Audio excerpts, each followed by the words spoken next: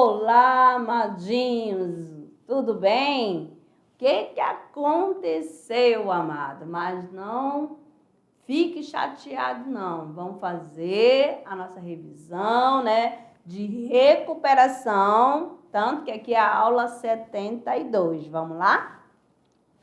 Começando a revisão de recuperação da unidade 2. Temos a aula 49, concordância nominal, né? Parte 2, é concordância verbal A1 e A2. E as aulas 54 e 55 falam do romantismo, né? A literatura, na poesia e na prosa. Deixa eu só olhar a garganta aqui para ficar melhor. Certo? E vamos que vamos, então. Aqui, concordância nominal. Jó, quando fala concordância nominal, você vai lembrar da questão do nome. Qual é o nome na parte da sintaxe? Nome, pode ser o substantivo, adjetivo, artigo, tá certo? Numeral, pronome, pronome adjetivo, pronome substantivo, pronto, isso daí todos são nomes. Só que você vai sempre procurar o núcleo, a palavra principal, tá certo? E quais são as palavras que estão relacionadas a esse nome, tá bom? Então, na gramática tá assim, ó. Concordância nominal. É o mecanismo gramatical pelo qual as palavras evidenciam, por meio das desinências, né, os termos que estão relacionados. Então, aqui nós temos o seguinte, sempre achei minha face bonita. Opa, tá aqui a face, é um nome feminino, ele está no singular. Então, todas as palavras que estarão relacionadas a este nome, vai ficar, se for adjetivo, vai ficar no singular e no feminino. Se for pronome, no feminino e no singular também, tá certo? Agora, na próxima, nós temos a palavra mão. Mãos, tá certo? O que aconteceu? Minhas ficou também no plural. E também ela é o quê? Um pronome feminino, tá certo? Feminino plural. Bonitas é um adjetivo, tá certo? Que está qualificando, caracterizando a palavra mãos e fazendo de acordo com ela. Ela é feminina, é uma palavra feminina e está no plural, certo? Sempre vai ser essa concordância de gênero, masculino e feminino, e número, singular e plural, certo? A necessária força, persistência e engajamento. O que aconteceu? Tem a concordância gramatical se aparecer o adjetivo antes, tá? Dos nomes, tá certo? Então, vai fazer a concordância com mais próximo. A palavra força está no quê? No singular e é do gênero feminino. Agora, pegando uma palavra que é do gênero masculino, o que aconteceu? A palavra que está caracterizando, fazendo a concordância, também vai concordar com a palavra engajamento. Então, usou masculino e no singular, certo? Mas se aparecer os nomes, né, o substantivo de gênero diferente antes do adjetivo, também você vai fazer essa concordância atrativa.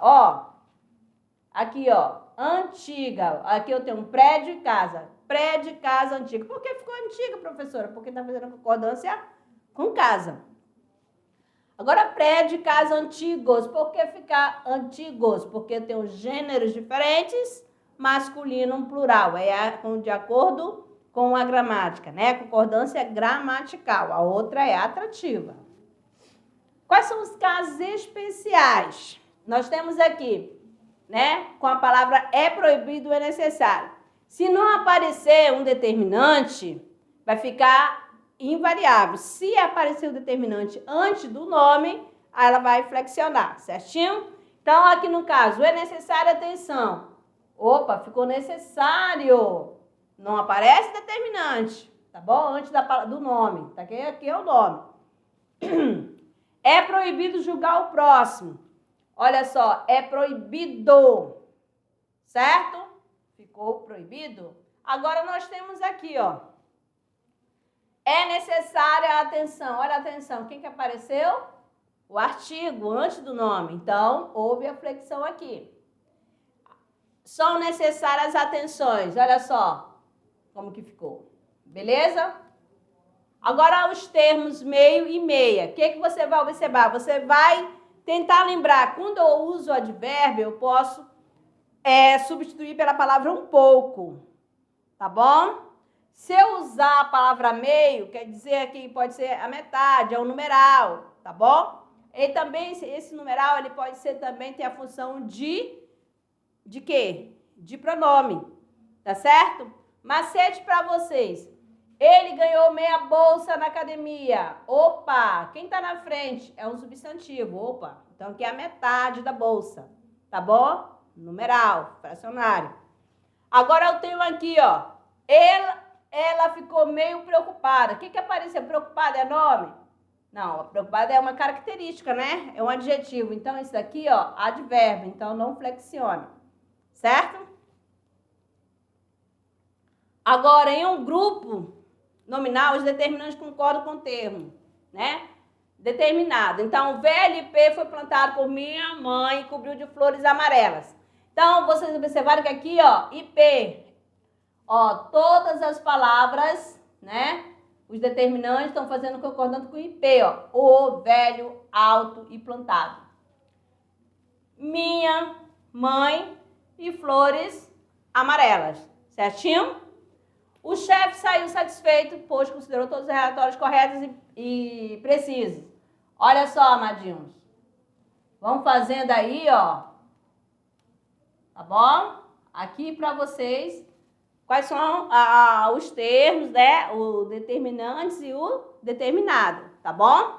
Ó, adjetivo, artigo, pronomes e numerais são flexionados de modo a concordar em gênero masculino e feminino e nome singular plural com substantivo que constitui o nome do grupo, né? Singular ou plural. Falei tão rápido que ficou emendado.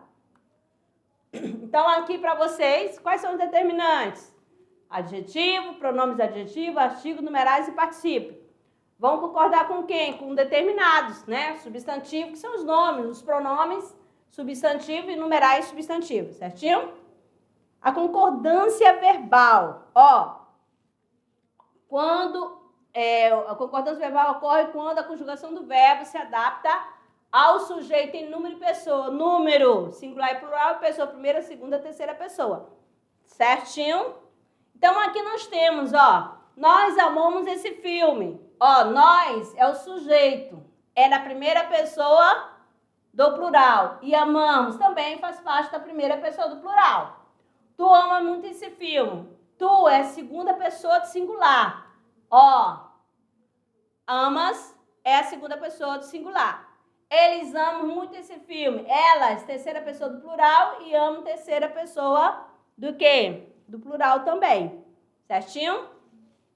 Então, quando com o sujeito simples, você vai observar o núcleo do sujeito, ó. Revelação de novos casos de corrupção e dignará o país. Então, a revelação é o núcleo. Então, ela indignará. Então, terceira pessoa do singular.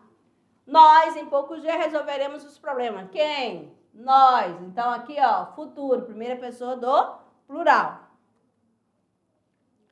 Aqui, continua essa questão da concordância verbal, ó. Esse teu vestido de prega te vai muito bem. Então, ó, vestido, ele vai muito bem. Então, terceira pessoa do singular. E o verbo também está na terceira pessoa do singular. Mas também nós temos a linguagem coloquial e a linguagem culta, né? A norma padrão. Então, veio os homens das ferramentas que o dono, ó, usou aqui na linguagem coloquial, o veio na terceira pessoa do singular e homens, ó, eles, né?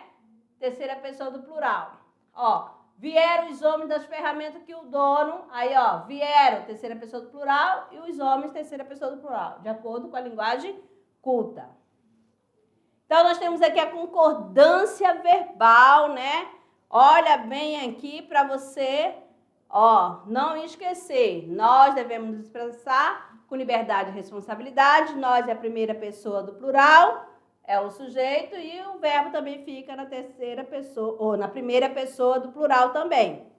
Eu gosto de exprimir minhas opiniões, eu, primeira pessoa do singular, e gosto de primeira pessoa do quê? Do singular, certinho? E aqui, amadinho, quando acontece, né, nos casos especiais, se eu tenho um verbo mais sujeito composto, ele vai concordar com o mais próximo. Então, aqui, ó, veio a aula, Pedro e Sara, ou vai concordar com os dois. Vieram a aula, Pedro e Sara. Os dois estão corretos, tá bom? Tem a concordância atrativa e a concordância gramatical. Agora, eu tenho um sujeito composto, né? O que acontece no verbo do plural? Ó, quando aqui, ó, vai fazer a concordância no geral, tá certo? Ó, dominavam, fazendo a concordância com o sujeito composto.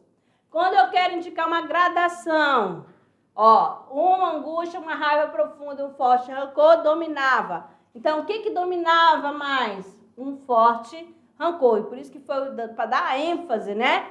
Aqui usou na terceira pessoa do singular. Agora eu tenho as expressões partitivas, né? Mais substantivo no plural. Ó, o verbo poderá ir para o plural ou ficar no singular, tá certo? Ó, a maioria das pessoas compareceu, quando eu uso compareceu, porque tá fazendo concordância com a palavra a maioria. Quando fica no plural, tá fazendo concordância com a palavra que está especificada, tá certo? A maioria das pessoas compareceram ao evento. Quando o sujeito é o pronome que, tá? O que vai acontecer? O artigo que está na internet fala sobre a liberdade de opinião. Esse quezinho aqui, ó, quem é que está antes dele? É o artigo, tá certo? Então, ó, já sabe que esse que é um pronome relativo. Então, ficou no singular. E o verbo ser? O verbo ser vai concordar com o numeral, com o algarismo, tá certo? São 2h35, é 1 hora. Daqui ao sítio são 100 quilômetros. Da sua casa ao clube é 1 quilômetro. É 1º de abril, são 12 de junho, certinho? E agora na poesia, né? Agora a questão da literatura, no romantismo no Brasil. Lembrando, né, que a obra que, tipo assim, que foi publicada, que inaugurou o romantismo, que marcou, foi o marco inicial, foi qual obra, Amadinho? Suspiros Poéticos, Saudade de quem? De Gonçalves de Magalhães. Qual foi o ano, amado? 1836, tá certo? Quando fala da literatura, é marcado, né, este período por três momentos. Tem a primeira geração, segunda geração e terceira geração, certinho?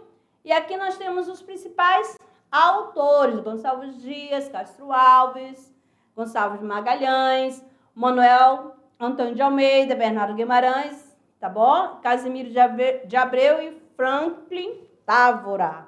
E aqui, quais são, né, as características da primeira geração? Nacionalista, indianista e religiosa, né? Quais os poetas que se destacaram, os autores? Gonçalves Dias e Gonçalves de Magalhães, certo?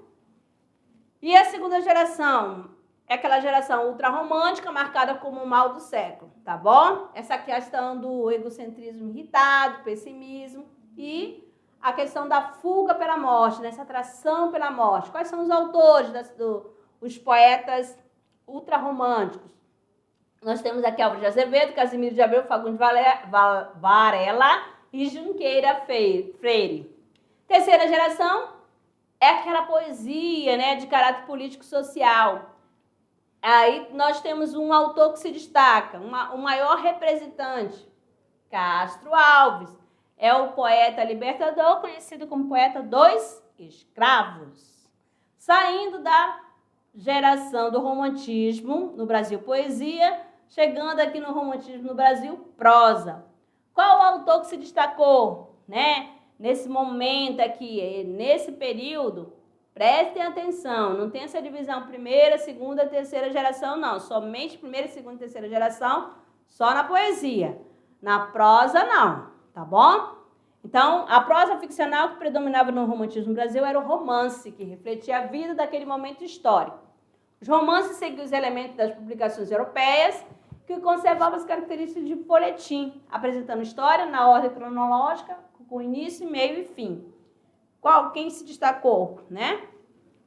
Então, quem marcou esse período da prosa? Ó, O Filho do Pescador, em 1843, de Teixeira e Souza, e A Moreninha, né?